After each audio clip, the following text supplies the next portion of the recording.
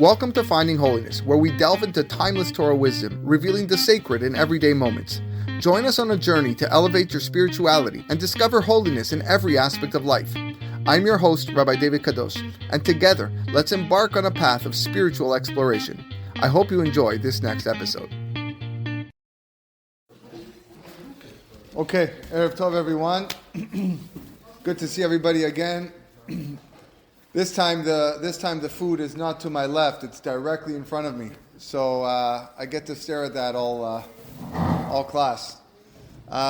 Thank you, my Uncle Jimmy, Kosher City Plus, for sponsoring Sufganiyot. We are already in the month of Kislev, and we are already eating Sufganiyot.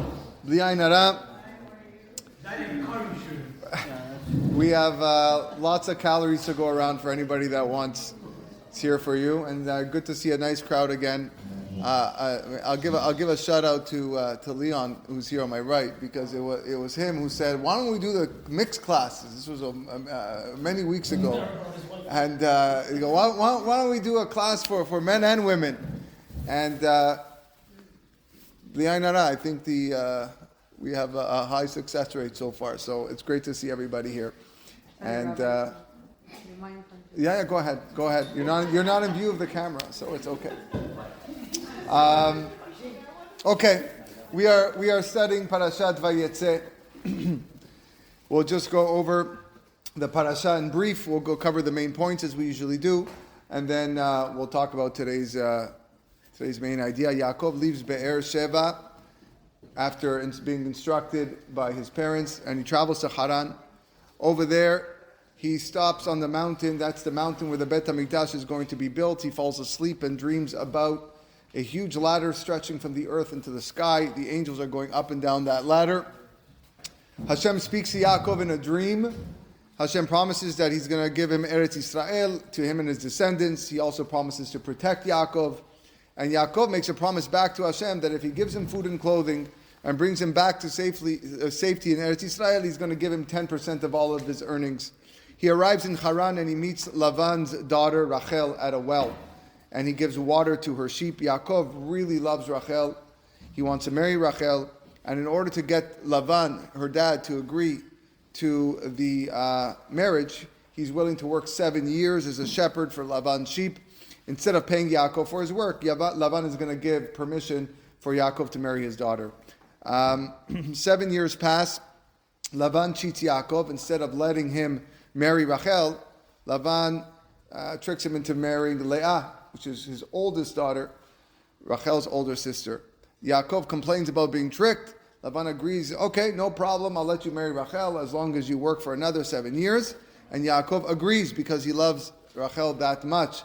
However, again, contrary to what I mention this every year, contrary to what people think, Yaakov did not wait another 7 years to marry Rachel. He married her 1 week after Leah, but on condition that he was going to work another 7 years. Leah gives birth to Reuven, Shimon, Levi, and Yehuda right away. Rachel has no children. So she asks Yaakov, okay, please take my maidservant Bilhah to bear children with, and Bilhah has 2 children, Dan and Naphtali. At this point, Leah stops having children, so she asks Yaakov to take her maidservant Zilpah, and he has children with her, Gad and Asher. Leah gives birth then to Yisachar and Zevulun, and as well as a girl named Dinah. Finally, Rachel has a baby and names him Yosef. Yaakov at this point wants to go home, but Lavan convinces him to continue working for him. This time he'll pay him in sheep and goats. Hashem helps Yaakov become wealthy at this point. He tells Yaakov it's time to go home. His wives agree. Yaakov and his family begin their journey back to Eretz Yisrael. He's afraid that Lavan is going to stop him, so he leaves without saying goodbye. Before leaving, Rachel steals her father's idols so that he will stop worshiping them. Lavan discovers that Yaakov and his family have left, and he chases Yaakov angrily. Hashem appears to Lavan, warns him, don't you dare touch Yaakov Avinu. And when Lavan does catch up with him, he accuses him of stealing his idols. Lavan searches all the tents of Yaakov, but cannot find those idols. Finally, Lavan and Yaakov make some sort of pact, and they build a pile of stones. Yegar Sa'aduta, Gal'ed in Hebrew. to make an agreement not to hurt each other, and the next morning Lavan returns home. When they reach Eretz Yisrael, Yaakov sees two groups of 600,000 angels each.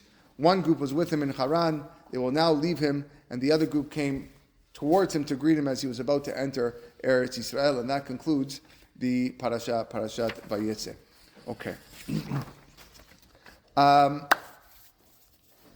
There's a pasuk in Kohelet. Kohelet is another name for Shlomo HaMelech. It's also one of the last book in Tanakh that is very important, and it's one that's often quoted by Chachamim. In the 7th chapter, Shlomo HaMelech writes, Gam et ze leumat ze asa Elohim. That HaKadosh Baruch Hu made one thing opposite another thing. In the most simplest of terms, this pasuk is telling us that all the phenomena in the world, everything that happens on earth, is meant or planned by HaKadosh Baruch Hu to work together, to cooperate with each other. And even though it seems that the world is filled with so many unrelated things, but when you study His creations, you see that everything is here for a purpose and to serve man. Everything has its place. Ze leumat ze. One thing is created to cooperate with something else. However, the Gemara Masechet Chagiga, Daf Tet Vav Amud Aleph, explains our pasuk and tells us that our rabbis are informing us here that it's not just the physical world where this principle is holding true, but rather even in the spiritual world, where HaKadosh Baruch Hu is employing this principle. And one example that is brought is that HaKadosh Baruch Hu barat tzadikim, He created or He made righteous people, uleumat zeh, and opposite to the righteous people, bara reshaim, He made wicked men. So He purposely set out the course of history where a tzaddik and a rasha face off with each other. Zeh leumat zeh. You have a righteous and a wicked person. Now, this is what the Gemara says in Masechet Chagiga. The obvious problem with this is it's important to know what that means, that God made wicked people and made righteous people, because we know that Hashem doesn't undertake to make anybody good or anybody bad.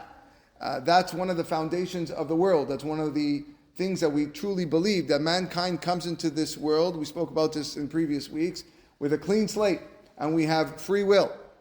So every person has a chance and an opportunity to do what he pleases, what he desires, and if he or she chooses to act great and do the things that they're expected to do, then you can have even a simple housewife or even a simple, electrician or whatever it is, become a great tzaddik because of the actions that he performs.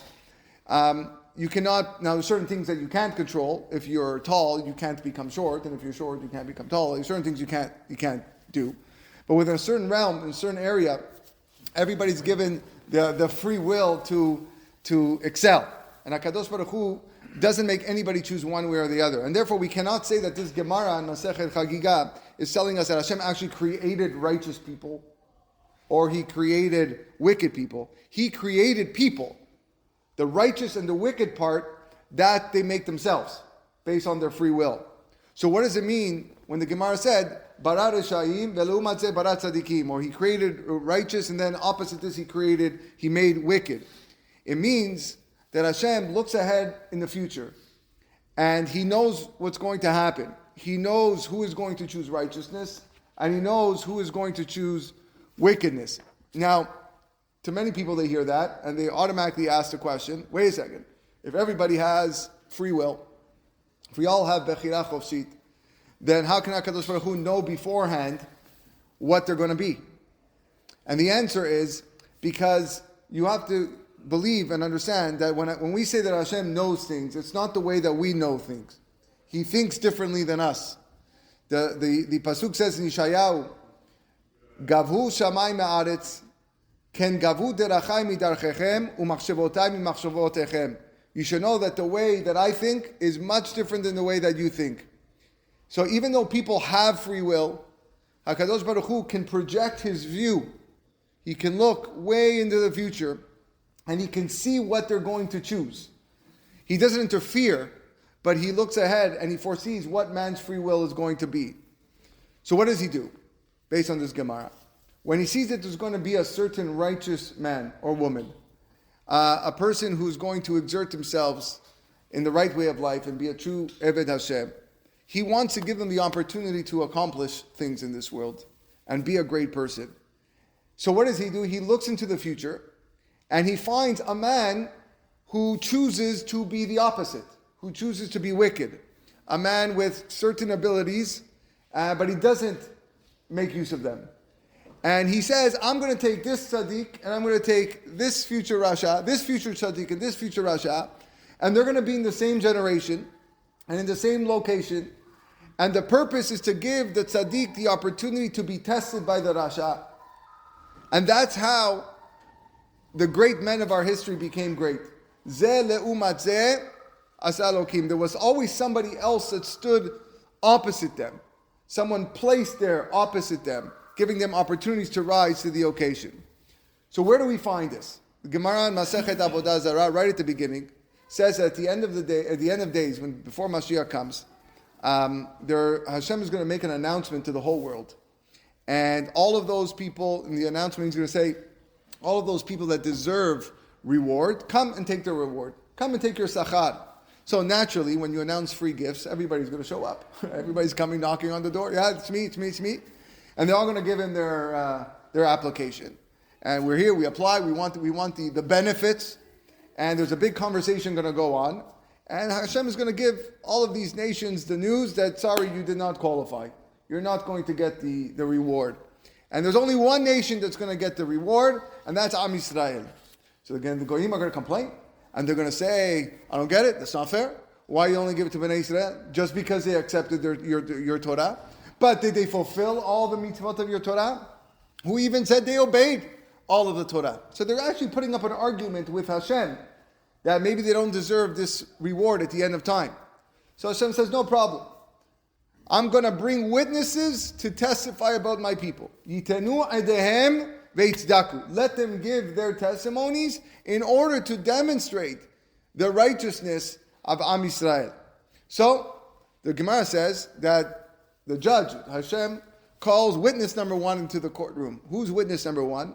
Gemara says, Yavo Nimrod ve'ya'id al Avraham. Nimrod, let Nimrod come and let him testify about who Abraham was. Now, who was Nimrod? Nimrod was just not a simple little pitcher on the side of the road. He wasn't a little guy. You know, when you want to have a boxing match, you can't have a heavyweight fighting a welterweight. You can't have it. If you're heavyweight, it's a heavyweight versus heavyweight. That's the only way you can test somebody. So when you're talking about a great man like Abraham, he can't be tested by someone small, like even Darwin or another Rasha or something like that. You can't. You have to bring somebody big, and there was nobody bigger than Nimrod in that generation. The Torah goes out of his way to describe Nimrod. Hu haya gibor tzayid. He was a gibor who built big cities that just until recently, right, lasted. Like literally, these are how big his cities were. Now, when the Torah talks about Nimrod, you think about, okay, well, like why is even this information over here? Why do you need to tell me this? It's an ancient ruler, no connection to everything that's going on in Abraham's life. Yes, okay, he was the one that threw Abraham into the furnace, but that's not something that is described in the Torah. That's a midrash. So why does the Torah even have to tell me this? But it didn't just happen that in the generation of Nimrod that Abraham happened to be there, but rather, Hashem saw Abraham's greatness. He saw who he was going to become. He saw he was going to be the first of the avot of the Jewish people. So he created a Nimrod. He brought a Nimrod over there because all of Nimrod's achievements were given to him for one purpose. To see, okay, I got a boy here with tremendous potential, and I'm going to give him an opportunity to become great. They're talking about Abraham. And then I'm going to bring him a Nimrod, a tyrant, a murderer, but a very smart murderer, a guy who can build cities, a guy who has tremendous power. And he's going to have the opportunity to fight head on head, not physically, but emotionally and spiritually with somebody like that. And Abraham did that, and it made him who he was.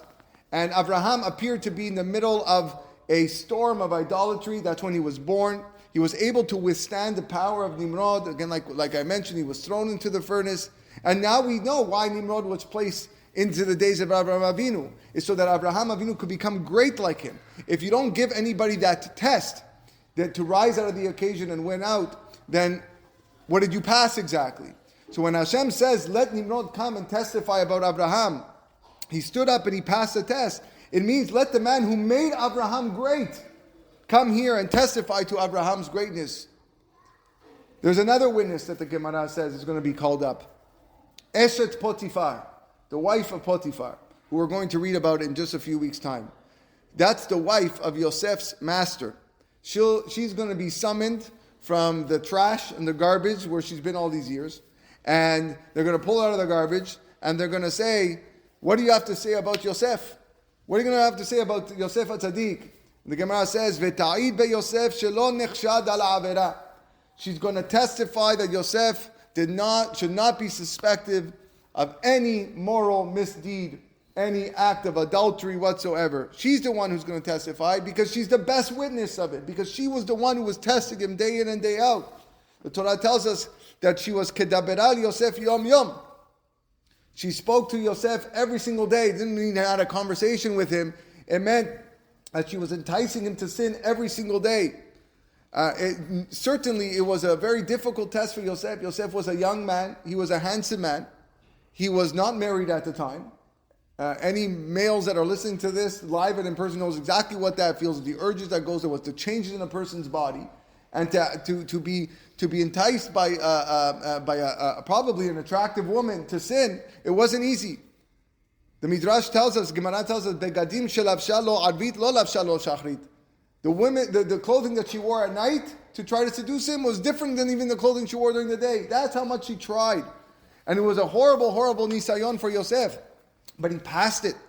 And through that nisayon, he became a Yosef HaTzadik. He became a tremendous individual. He became Yosef HaTzadik because of that woman. And we know that that's the way it had to be. Potiphar could have had a regular wife, okay, who had no interest in other men, she didn't have to be that kind of woman. She could have been a woman that was, just staying home, having little tea parties with her friends, raising money for nice organizations, or whatever, like a lot of women do. You mind their own business and just stick to their life and their family, but she could have been a shopping lady going to the malls. But no, it happened to be a woman that was placed there who was always home, but she was always available because she saw this guy. No, you can't have tea parties, Hashem says. I need you in the home where Yosef is, because I need you to test him, because I need to create a Yosef HaTzadik. And if Yosef, God forbid, would have yielded to the Averah, then there's no history of Yosef. There's nothing else we're talking about. But Sefer Bereshit would have probably ended, and this week's parasha would have been the end of it. No story of Yosef. Because how can we bother telling the story? How can we talk about forefathers going down to Egypt, Yetziat Mitzrayim? Who knows what would have happened to the Jewish people if Yosef would have sinned at that moment? So, who created Yosef HaTzadik? It was this wicked woman, Eshet Potiphar. Now, the Gemara gives more examples of people who are going to be forced to testify on that day. Nebuchadnezzar, Yimach Shemo, the destroyer of the first Beit HaMikdash, he's going to come and speak about how Hananiah, Mishael, and Azariah stood up to him and wouldn't bow down to the idols. Daryavesh is going to come and testify about Daniel's greatness, how he used to pray consistently 3 times a day towards Yerushalayim, even though it was at a time when it was forbidden. So again, how did Hananiah, Mishael, and Azariah become such great individuals? How did Daniel become so amazing? It's because there was a Daryavesh. It's because there was a Nebuchadnezzar. Why was there a Nebuchadnezzar and a Daryavesh? Gam etze leumatze asa Elokim. That's the meaning of it. When HaKadosh Baruch Hu saw that there was going to be a tzaddik in that generation, he goes, I'm going to take another, a Rasha in that generation, I'm going to place him head to head. And they're going to go at it. And at the end of the days, it's going to become clear to everybody that that's why people rose to greatness. Up until now, we've spoken a lot of great things, but we haven't touched on this week's parasha yet. Nothing. Other than the first 4-minute introduction. One of the witnesses that's going to be called up during those final days to testify is Lavan. Yavo Lavan. Let Lavan come v'ya'id al Yaakov and testify about the greatness of Yaakov. That meant, based on what we said, that it's Lavan versus Yaakov. He was placed opposite of Yaakov, and by means of Lavan, Yaakov was able to become great. Now, when you look back at Yaakov's life, you would probably say, not so. If someone was to go to any school and say, why did Yaakov Avinu become such a great person? Why was he Bechir Ha'avot, the choicest of all the forefathers? You would probably say, Yaakov Tam Yosef Oalim. Yaakov was sitting in a tent all day studying Torah. He was fortunate to sit in front amongst great people. He sat in the tent of his parents, Yitzchak and Rivka. Wow, imagine you had parents, Yitzchak and Rivka. Not only that, he went to yeshiva for 14 years. The yeshiva of Shem and Ever. The first time he went to sleep was this week's parasha in 14 years. Rashi says, Vayishkav b'makom hahu. When he saw that time he went to sleep, 14 years, he barely slept. An actual sleep, this was the first time. He didn't lay down in a bed. He was afraid he was going to sleep too much in the yeshiva. Now, anybody that learns for 14 years in a row, that's quite an accomplishment. Now, imagine learning for 14 years in the yeshiva of Shem and Ever. One of the greatest yeshiva in the history of mankind. Yeshiva Shem Ever. If we even heard an hour class from that yeshiva, we walk out of here on cloud nine. We wouldn't even know what to do. We would probably be in a daze, but from the words of Torah that came out of there. So imagine what Yaakov got out of there for 14 years. So you would think maybe that's where Yaakov became great from all the life that he had until now. But that's not the case. Because he became great from Lavan. And after he left, after that dream, it seemed that everything goes downhill in his life. Everything is great until he has to go to Lavan's house. Some kind of house. The meanest person. He was crooked as can be. For us, it's like going on a vacation and it's like raining the whole time before you're on your vacation and the food is horrible. Right? That's and then times that by 100. We couldn't even take it more than a week. If you had a week vacation with rain and bad food, can't wait to get out of there. Now imagine you're in the house of Lavan Arasha, and Yaakov took it for 20 years. 20 years he was there. In so-and-so house, you would think there's no chance for spiritual achievement. Impossible. But in the end of the days, Gemara says, we're going to find out it was the opposite. Hashem is going to search for a witness who lived on earth, who can testify to Yaakov's greatness, and the one that's going to be called in is Lavan. It's not going to be Yitzchak, it's not going to be Rivka, it's not going to be Shem or Ever or all the other people learning in that yeshiva. And I'm sure they had wonderful things to say about Yaakov. Rivka could talk years about how great her son was. But it's the house of Lavan where Yaakov achieved his greatness. It's that most unlikely place, and that's where Yaakov became great, and that's why Lavan's going to be the one to testify. How great did Yaakov become in Lavan's house? We only see it till next week's parasha, Vayishlach. The opening of the parasha, when he fears that Esav is on his way to probably kill him and his family, he sends a message. He said, Vayishlach Yaakov Malachim. He goes, please tell my brother, Im Lavan Garti, that I lived with Lavan, Vayhi li shor v'chamor tzon ve'eved v'shivcha, and I acquired oxen and donkeys and flocks and servants and maidservants. Now remember, Yaakov came to Lavan's house without a penny. He had no money to his name, and now he was leaving Lavan's house with tremendous wealth. To get property out of Lavan's house is a big achievement because Lavan wasn't that type of man. He was shrewd. He wasn't that type of man to just let anybody walk away. He tried cheating him over and over and over again.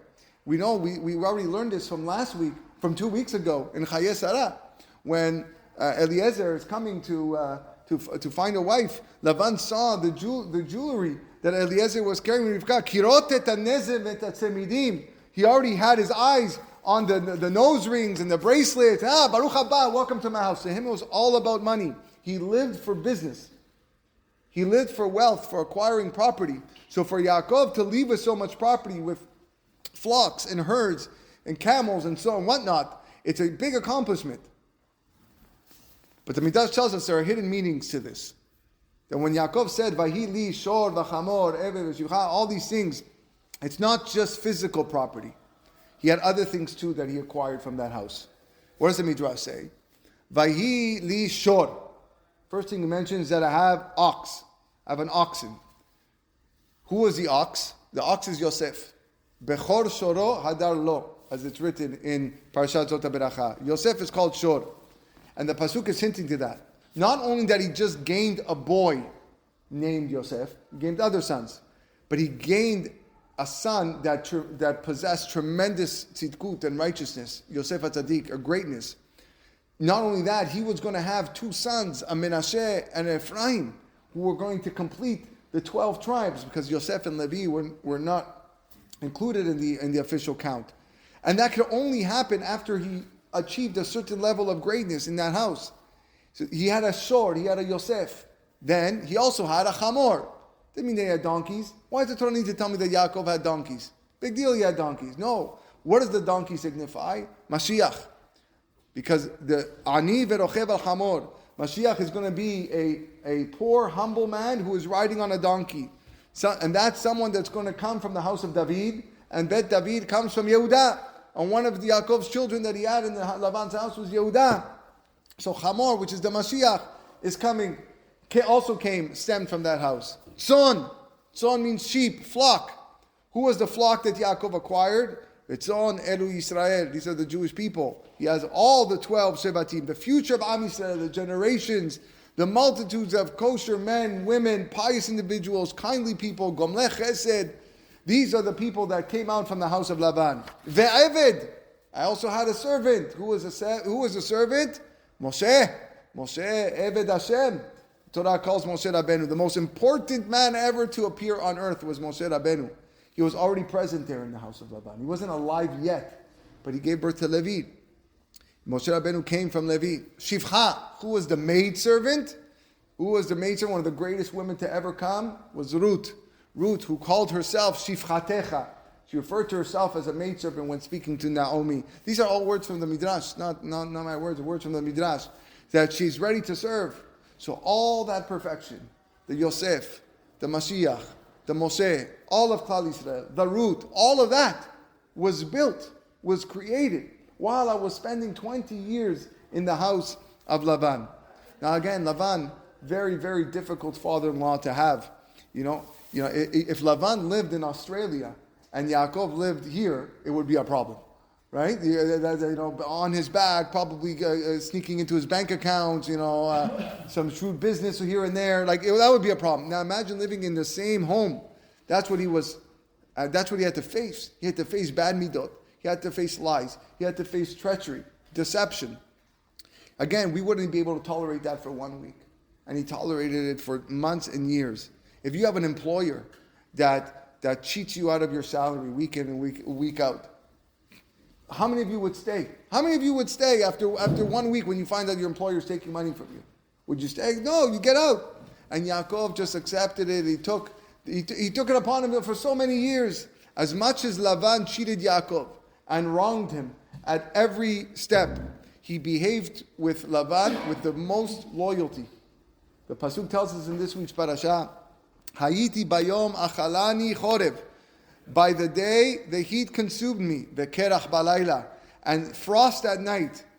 You know how hot it is over there where Lavan lived during the day? You know how hot it gets there in the summer? Okay? But he wouldn't forsake the sheep because I have a job to do.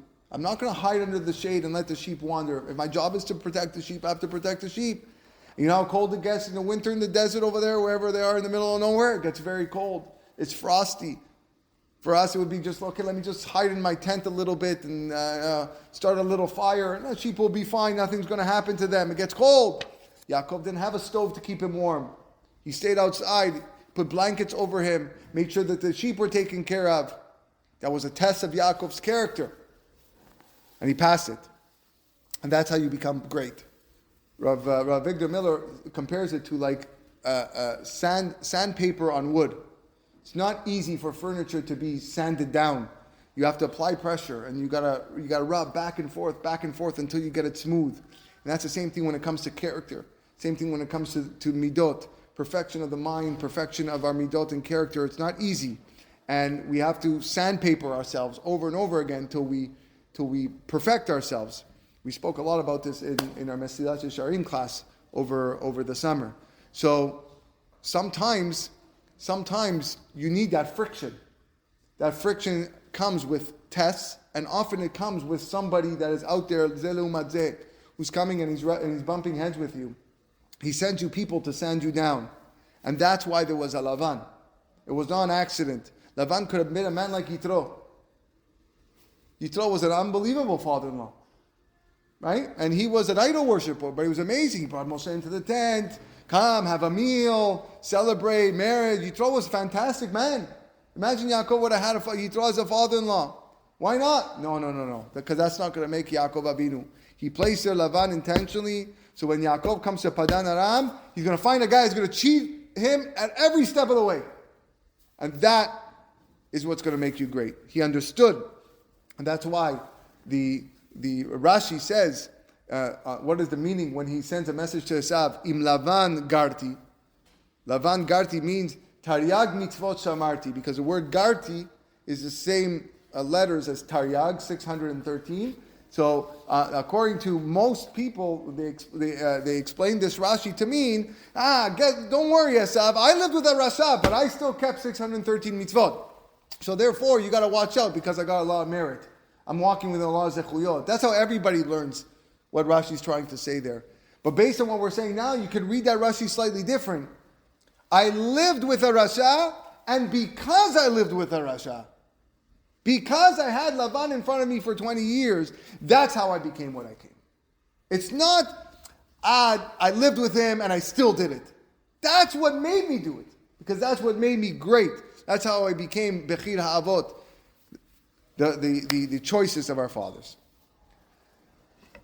So, now that we have the Yesod, now that we've explained the concept, it's time to make this applicable.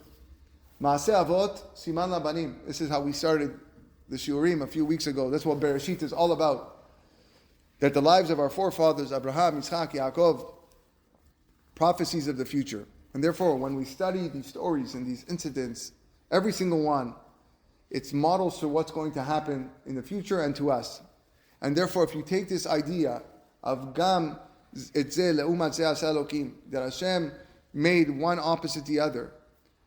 You have Abraham and Nimrod, and you have Lavan and Yaakov, and Yosef and Eshet Potiphar. Those are actually just examples. But it applies to us. It's us. He's planning our lives and our careers the exact same way. It means that just like our forefathers, we are being constantly tested. We are constantly given opportunities and the situations around us to become great people. Only what happens? We're not prepared for it. We're not prepared because we don't understand the ways of Hashem in this world. And that's why so many people, they fall in face of opposition. And they stumble and they get lost. There are thousands of potential Abraham Avinus that never became Abraham Avinus. They never became Abrahams. They got lost. How many Yosefs yielded and sinned when given the chance? We read about the successes. The failures are not known to us, but the opportunities were there. There were many, many Yaakovs that failed when they went head-to-head with their father-in-laws. They could have chosen greatness, but HaKadosh Baruch Hu set the stage for them with difficult people, difficult situations, the opportunities to become great, but they failed. Now, this has to be explained because we learned, speaking by the Mesilat Yesharim, we learned in Mesilat Yesharim that all matters of this world, everything that is presented to us in life, every single day at every single moment are tests for man and women. Everything is a test. And that's a very important statement. First of all, the word test is a nisayon in Hebrew. We learned this from Akedat Yitzchak, when Hashem tested Abraham to bring his son Yitzchak as a korban. The Torah says, Ve'a Elohim nisa et Abraham. But the word nisa, test, also can be read nun sin aleph. instead of nun samechei. Same word, just different spelling. Nisa means to raise up. In other words, when Hashem sends a person a test, it's intended as an opportunity to elevate the person spiritually, to achieve that which what we were created to achieve. And that's why we're here. We're not here to just, in this world, to remain in one place. We're here to make progress. We're here to become better. And all the things that come out of our life are for that purpose. And no matter what happens, no matter what transpires, and no matter which path you cross, it's for one purpose. Hashem is testing you every single day. And that's part of the hashgacha pratit. And how you react to that test, that determines the success you have in life. And every person that is sent to you is a test.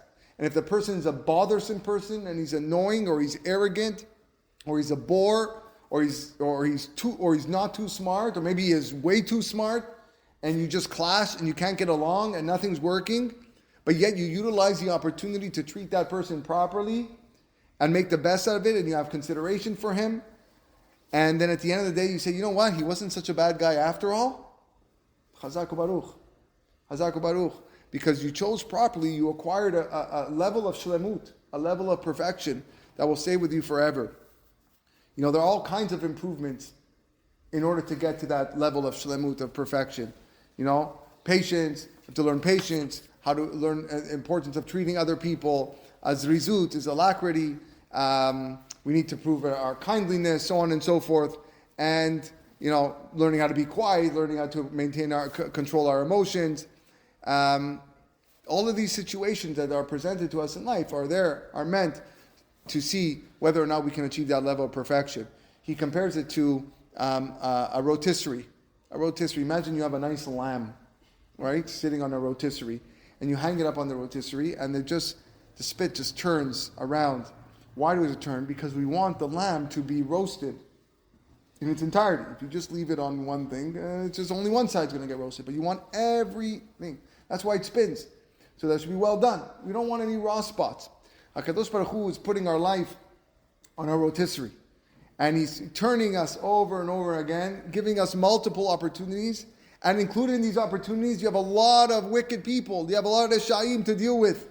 Not only Reshaim like evil men like Lavans, but sometimes it's just a person that you clash and you don't get along with. And, you know, that's when you have those opportunities to realize, sometimes a righteous man has to contend with another righteous man. Sometimes you're dealing with two tzaddikim, but they just don't get along. They have different viewpoints. How are you gonna move towards growing and becoming better? Maybe that's the reason why we start off as a little kid, and we learn to grow with our siblings. And our siblings all have different character traits. This one's more stubborn, this one laughs too much, this one everything's a joke, this one's jumping off the walls. Everyone's got some, and it's just learning to get along.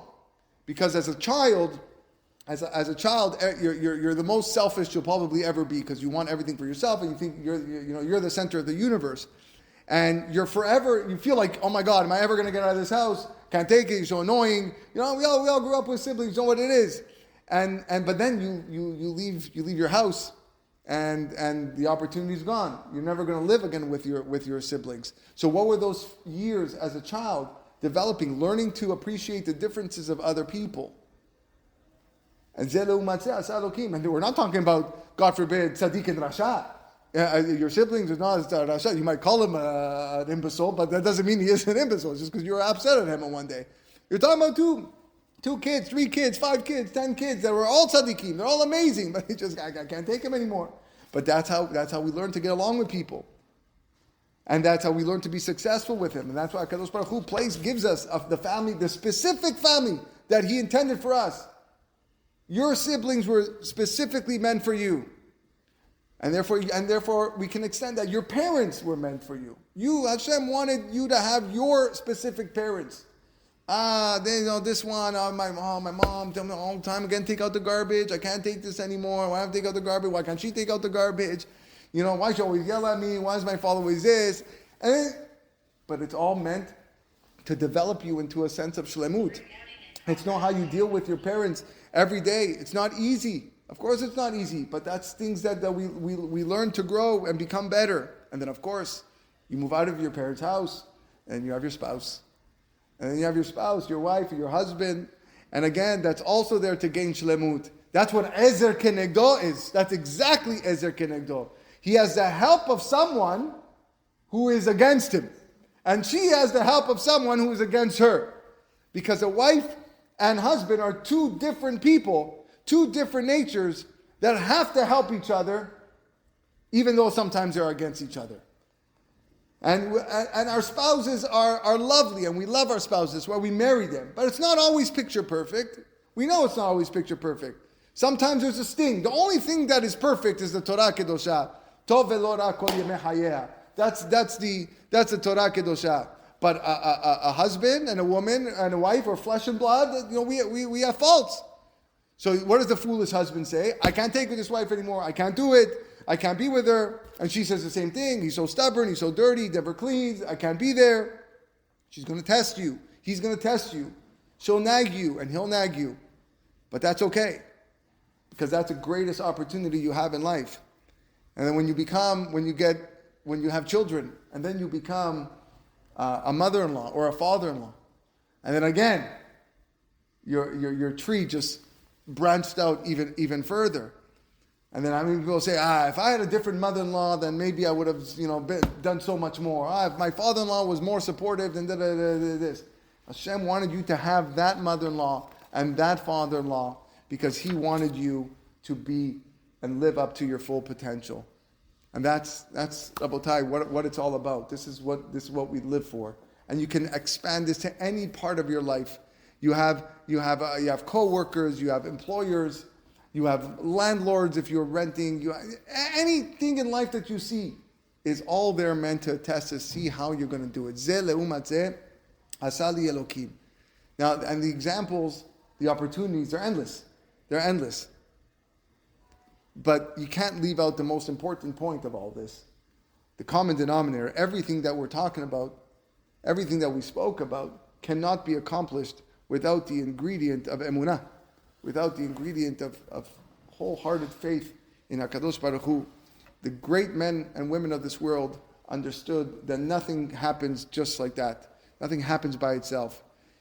Every phenomenon is set into place by Hashem, and that's why instead of being angry when things happen, and instead of complaining, they understood that it was a gift. They understood that it was an opportunity to rise to the occasion and make use of it. And that's why these tzaddikim became who they are.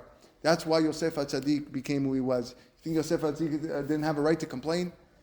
Come on, God, what's going on? Every single night I got to put up with this test with this woman. Come on, I can't take it anymore. Let me just do it. He'll blame God. He'll blame God. What do you want me to do every single day? But they understood that it was all planned.